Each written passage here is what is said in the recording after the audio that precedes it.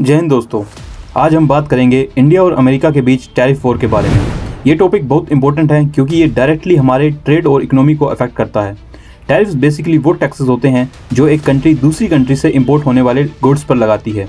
India और US के बीच ये टैरिफ का इशू लंबा चल रहा है और अब 2025 में ट्रंप के सेकंड टर्म में ये और ज़्यादा गर्म हो गया है।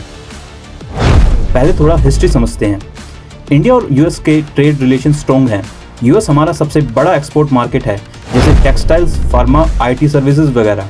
लेकिन प्रॉब्लम शुरू होती है 2019 में, जब ट्रंप ने इंडिया को generalized system of preference GSP से हटा दिया। जीएसपी एक स्कीम थी जिसमें डेवलपिंग कंट्रीज को ड्यूटी फ्री एक्सेस मिलता था यूएस मार्केट में। इसके बाद इंडिया ने रेटिलिएट किया और यूएस के एप्पल्स, स्टील जैसे प्रोडक्ट पे हाई टैरिफ लगा दिया। फिर बाइडेन के टाइम में कुछ नेगोशिएशन हुए, मिनी ट्रेड डील्स की बात चली, बट फुल रेजोल्यूशन नहीं हुआ। अब कट टू 2025।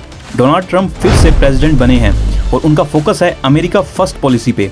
जुलाई 2025 में उन्होंने एग्जीक्यूटिव ऑर्डर पास किया रेसिप्रोकल टैरिफ को मॉडिफाई करने का, जिसमें कंट्रीज जो अनफेयर ट्रेड प्रैक्टिसेस करती हैं उन पे हाई ट्रेड ड्यूटीज लगाई, स्पेसिफिकली इंडिया के अगेंस्ट, क्योंकि इंडिया रशिया से ऑयल खरीद रहा है डिस्पाइट यूक्रेन वॉर। ट्रंप का लॉजिक है कि रशिया को ऑयल रेवेन्यू से डिप्राइव करना चाहिए ताकि पुतिन पे प्रेशर आए। 6 अगस्त 2025 को ट्रंप ने एग्जीक्यूटिव ऑर्डर साइन किए जिसमें इंडिया पे 25% एडिशनल टैरिफ लगा दिया इंडिया एक्सपोर्ट्स पे।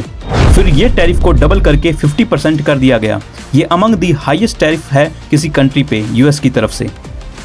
इसमें होने का मेन रीज़न है इंडिया रशिया से ऑयल खरीद रहा है। एक्चुअली इंडिया अभी भी रशिया से डिस्काउंटेड ऑयल बाय कर रहा है जो यूएस को पसंद नहीं है। ट्रंप ने कहा है कि अगर इंडिया रशिया से ऑयल लेना बंद करे तो टैरिफ्स कम हो सकते हैं, बट इंडिया ने मना कर दिया क्योंकि हमारा एनर्जी नीड्स हैं और रशिया से सस्ता मिल रहा है। इसके अलावा ओल्डर इश्यूज़ हैं जैसे डाटा लोकलाइजेशंस, हार्ले डेविडसन बाइक्स पे हायर ड्यूटीज़ इंडिया में और यूएस डेयरी प्रोडक्ट पे रिस्ट्रिक्शंस। सिर्फ ऑयल नहीं, फॉर्मल डिप्लोमेट विकास सबरू बोलते हैं कि ये मूव 3 की थिंग्स के अगेंस्ट था। भारत का ब्रिक्स में एक्टिव होना, ट्रंप के सीजफायर क्लेम्स को इंडिया में हराया और यूएस ट्रेड डिमांड्स को इंडिया में रिजेक्ट किया। अब इम्पैक्ट क्या है? इंडियन एक्सपोर्ट्स के लिए ये बड़ा झटका है। हमारा 70 to 80 बिलियन डॉलर के एनुअल एक्सपोर्ट तो यूएस से ही हैं, जिससे बहुत सारे प्रोडक्ट्स अफेक्ट होंगे जैसे garments, jewellery, chemicals. Additional 25 to 50% tariff मतलब प्राइस बढ़ जाएंगे। यूएस में कंपिटिटिव नहीं रहेंगे हमारे गुड्स। इंडियन बिजनेस को लॉस होगा, जॉब्स को असर पड़ सकता है। यूएस साइड से भी उसके कंज्यूमर को महंगा पड़ेगा Indian imports. Overall US India ties पे स्ट्रेन आ रहा है, स्पेशली क्वाड अलायंस और इंडो पैसिफिक स्ट्रेटजी में इंडिया के की पार्टनर हैं यूएस का।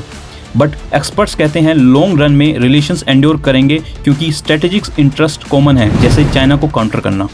भारत इसमें आगे क्या कर सकता है? रिटेलिएटरी टैरिफ लगाना यूएस पे। मोदी गवर्नमेंट शायद डब्ल्यूटीओ में चैलेंज करे या बायलैटरल नेगोशिएशन करे। इकोनॉमिस्ट जेफरी सेट ने कहा है कि ट्रंप्स टैरिफ डिस्ट्रक्शन है यूएस इकोनॉमी के लिए भी। तो ये सिचुएशन फ्लूइड है, बट इंडिया को डाइवर्सिफाई करना पड़ेगा एक्सपोर्ट्स को यूरोप, मिडल ईस्ट की तरफ। इन शॉर्ट, टैरिफ का ये खेल पावर पॉलिटिक्स है, बट हमारे लिए ये अपॉर्चुनिटी भी है अपने मैन्युफैक्चरिंग को बूस्ट करने की अंडर आत्मनिर्भर भारत।